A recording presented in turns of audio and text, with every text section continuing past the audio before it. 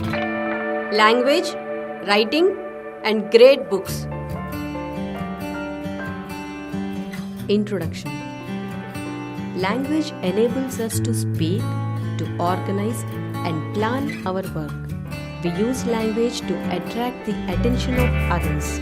We use language to tell others about what we feel and experienced.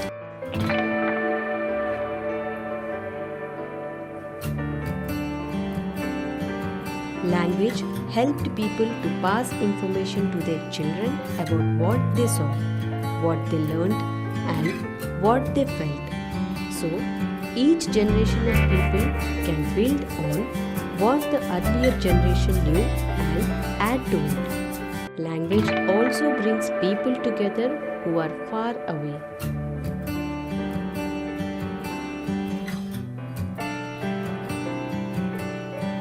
It may be happened that one group of people of a language got separated into different subgroups, and each group in them developed different languages based on the old language. Thus, the original language is known as early Dravidian language.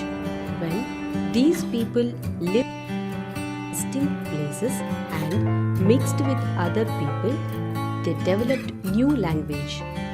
Among them are Telugu, Kannada, Malayalam, Gondi, etc.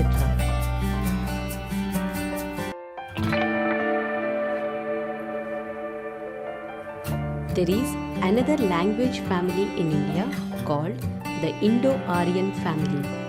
The languages of their family are Sanskrit, Hindi, Bengali, Marathi, etc. As people traveled and mixed with each other and adopted several words from each other's language. Thus, today, many words mixed with Telugu language.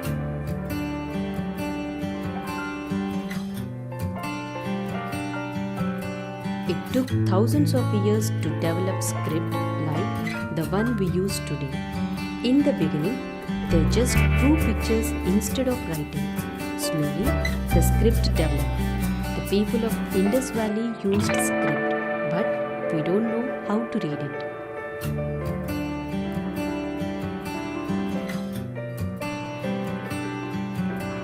Most of the scripts we use in India today developed from Brahmin script used by Ashoka.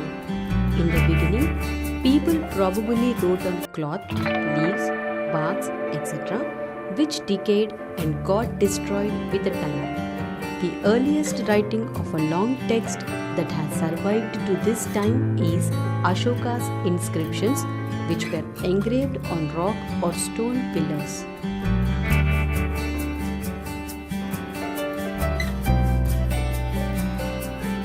In North India, they used the barks of bhoja trees which grew in Himalayas. These barks peeled off just like paper, and one could easily write on them using ink. In many parts of South India, people wrote on palm leaves with pin-like pen to scratch on the dried leaf and colored with black ink.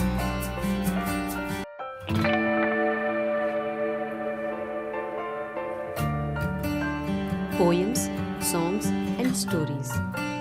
The earliest form of literature was oral literature, passed from mouth to mouth. The earliest people composed poems, songs, and stories, told them to their children, who in turn told them to their children. They also passed on their understanding of the world through sayings and proverbs.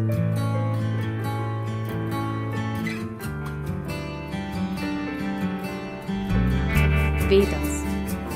Vedas were initially composed and taught orally. They were preserved over 3,000 years in this manner. These were later written.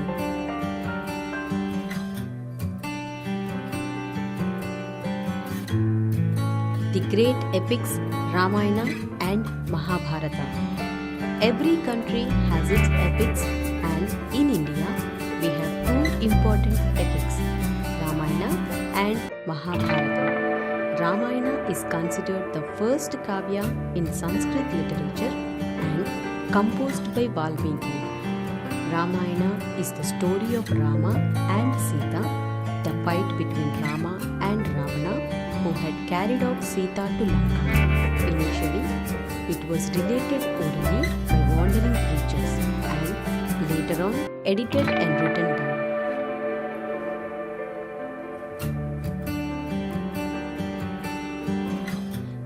Mahabharata is one of the largest poems in the world and contains hundreds of small stories.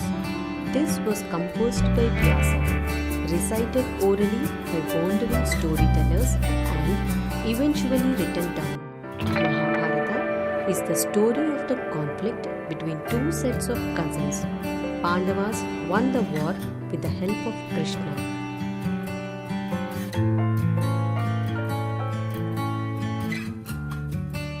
The followers of Gautama Buddha wrote many stories about the birth of Buddha and compiled them in the form of Jataka stories.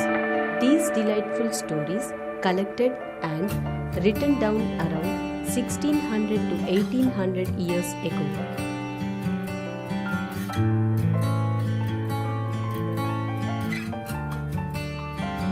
Sangam literature in Tamil.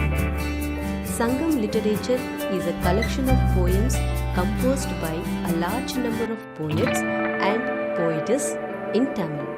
They wrote about heroes who fought bravely in wars and their tributes, love stories of heroes and beautiful girls, about the beauties of the landscapes and seasons and their effect on human beings, etc.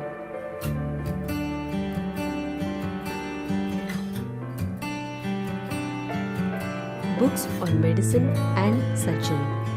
In earlier times, many people collected herbs and other things and prepared medicines and wrote about those medicines and how to lead healthy lives.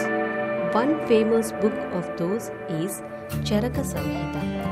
Another book which focuses on surgery is called Shushrudha Samhita. These books laid the foundation of Ayurveda, the traditional Indian system of medicine.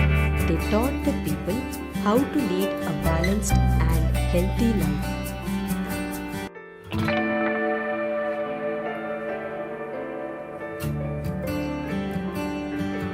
Books on astronomy and mathematics. Our ancestors were fascinated by the heavenly bodies like the sun, moon, the stars and the planets. They noted all these carefully and found that the sun which rose and set every day and gives us warmth, the moon which grew big and vanishes over the month, the stars which shine brightly but do not change their position with reference to each other, etc.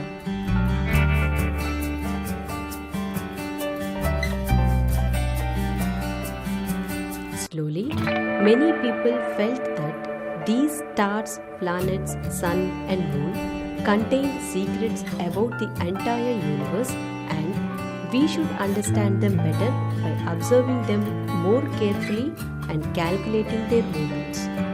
One person, Aryabhatta, he said that the earth rotates causing day and night and stated that the sun do not go around the earth. People did not agree with him in those days.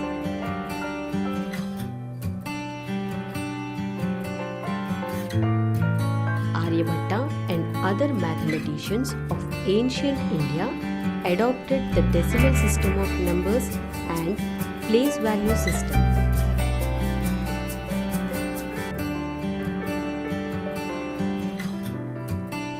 Earlier, Romans wrote 127 as CXXVII. They did not use any zero. This created a lot of problem in adding, etc. Today, the decimal system and the place value system is adopted throughout the world.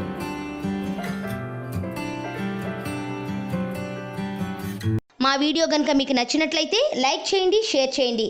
ఇలాంటి మరిన్ని videos కోసం మా ఛానల్ని subscribe చేసుకోవడం మాత్రం మర్చిపోకండి. Thank you for watching.